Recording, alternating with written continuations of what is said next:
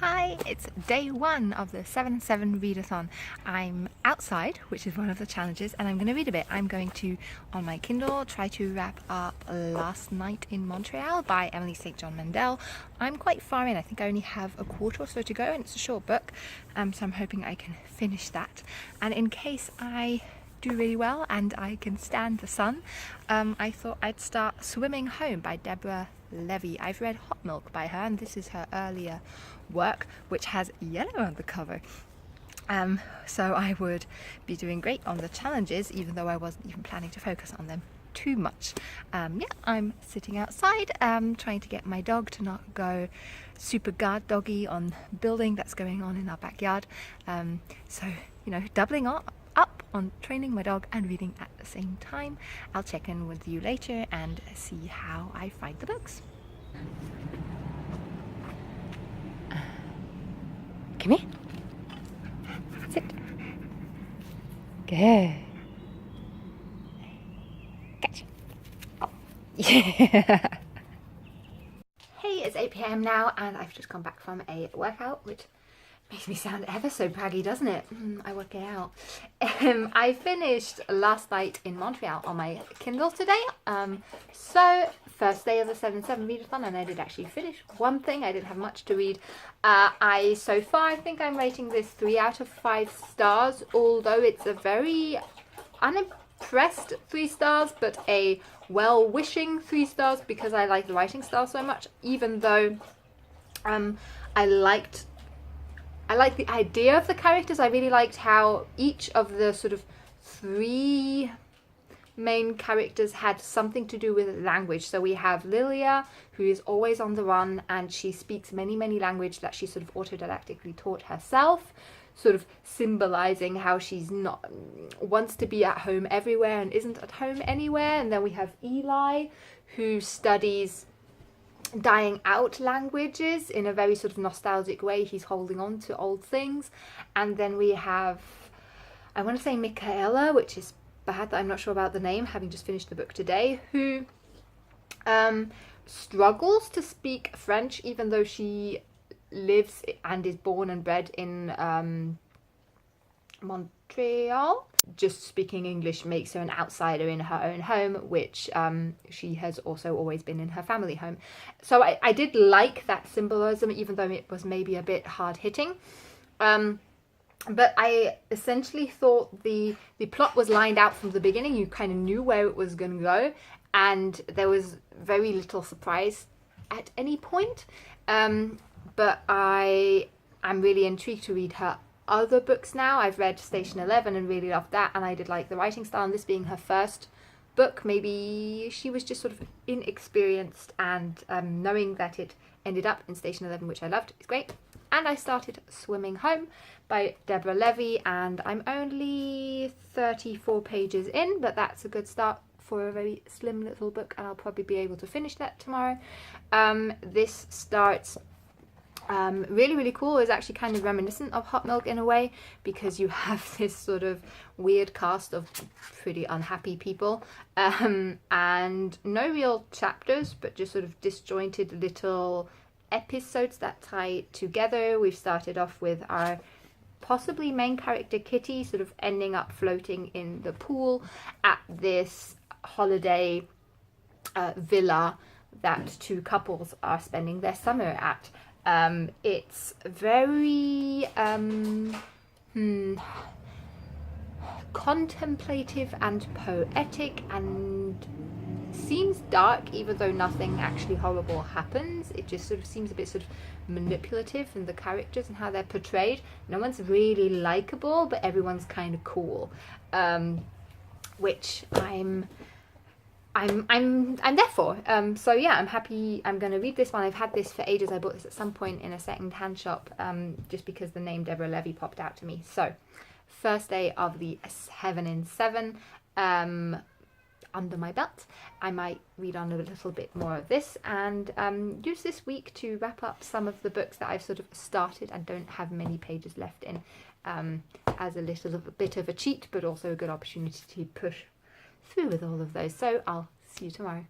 Hey, it's day 2 of the 7 and 7 readathon. I'm on page 64 in Swimming Home, still enjoying it, but only understanding why the person who is supposed to be the most deranged in this book is doing what she's doing. All the other characters don't make any sense to me. They're all horrible to each other, and I don't know why they pretend to be husband and wife, friends, parent and daughter. It's all super weird. Strange read, but I'm liking it. I'm off to meet some friends who I haven't seen in a very long time who are visiting in the city. It's really beautiful weather outside, so I'll take a book with me, but I'll see how much reading I'll get done over the remainder of the day. Hey, it's 9:30 in the evening on day 3 of the 7 and 7 readathon, so I haven't been great at checking in. I am still only on page 116 now in Swimming Home, so it's not that much to go, but I find myself just sort of reading little chunks of it. We have a real heat wave in Germany at the moment, which is not motivating me to read, and in fact I've done most of my reading in the middle of the night. Last night it was so hot that I couldn't really sleep. So I'm now at 66% on my Kindle at In a Little Life. So I read a solid 100 pages or something like that throughout the night when I couldn't sleep. So even though I wasn't really thinking of having A Little Life as one of the 7 reads this week, I think I might get there. It's a long book, but if things continue like this, and I like reading on my Kindle at night because I don't have to wake my boyfriend with turning on lights, stuff like that, I might actually push through it. I don't know. I will finish this. There's not that much to go. I feel like even though not that much is happening in this book, I'm finding it really depressing. And then reading A Little Life, which is just horrible. It's just so many dreadful things happen in that story. I am really due a really cheerful, happy read, and looking at the things that I was considering as options for the 7 and 7 readathon, I have very few cheerful, happy reads on my TBR shelf, on my physical TBR shelf that I have to work through. So I'm not quite sure how to deal with that yet, but I'll decide tomorrow. And I'm going to go to bed now. Good night. Good morning and welcome to day 4. It's super hot still, so I've gone out in the morning with my dog before the proper heat hits us and we both don't want to go outside anymore. So yeah, we're at the canal, industrial chic, and she's having a bit of a swim. I'll read a bit later on. Yeah, we'll just have my day pass on writing job applications, cussing the heat, and reading. So I'll check in with you later. Go for it. Go.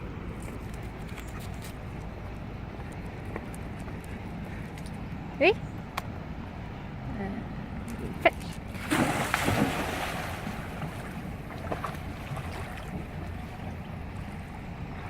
Woo! Come on. Good girl.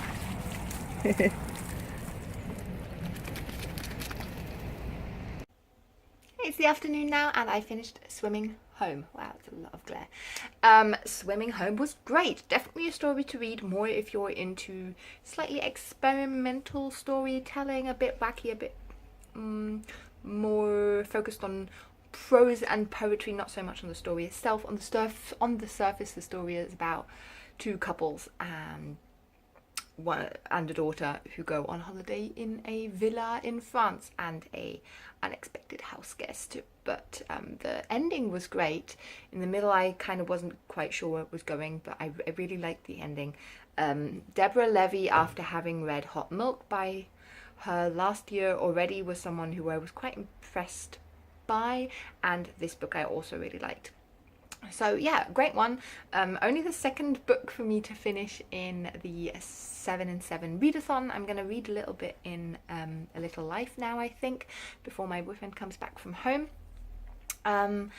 Especially because it's like nice and sunny, and that might help me actually push through the highly depressing story I've hit now that I'm like 2/3 into the 700-page book. Yeah, but I'll check in with you later. Hi, it's the morning of day 5 of the 7 and 7 readathon. Yesterday evening I, on a whim, bought the Kiss Quotient, how do you pronounce that? Kiss Quotient by Helen Hoang. on my Kindle because I needed something a bit lighter because I just can't bear spending my nights in bed reading Little Life anymore. So I started reading that and I'm like a third in already. It's a really quick, easy, frilly little chick lit, more sexy than I thought it was going to be, but yeah, I'm enjoying that. And today I, funnily enough, with the challenge to bake something or cook or make a drink that is inspired by something you're reading, I'm not going to do that sort of perfectly. I'm not going to make up my own thing inspired by like fiction or something like that, but I am going through cookbooks because I'm making food for tomorrow. We're celebrating my boyfriend's birthday tomorrow, so I'm making food for that so that people won't go hungry. And whilst making food, I'm going to listen to an audiobook, which is outside of my comfort zone, which is also something that is one of the challenges of the 7 and 7 Readathon. I don't enjoy audiobooks. I sort of drift in and out and don't pay attention, and then the story starts being boring, or like I just miss out on important things.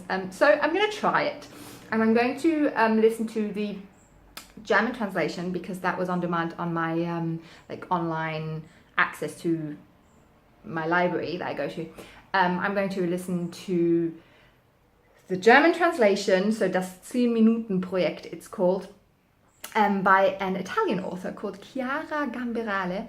The original title is something like Per dieci minuti.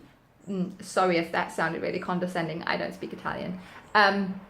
So this, I think, is also sort of women's fiction about a woman who sort of 10 minutes a day has to do something maybe out of her comfort zone. I don't know, but it's like a short and sweet one. I think the audiobook is only something like 300 minutes, if maybe even less.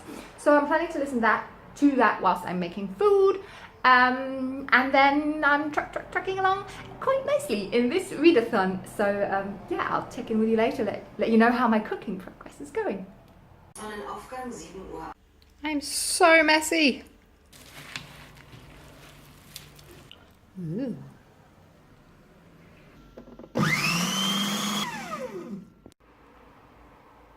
Inspiriert von der Dame im Fischgeschäft. Chili wird im März.